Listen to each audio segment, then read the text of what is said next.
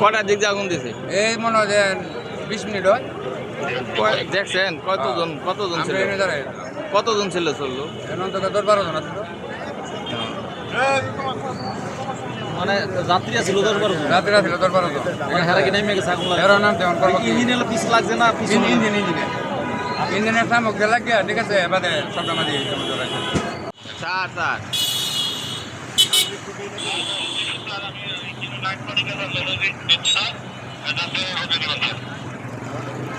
Fire service আসছে।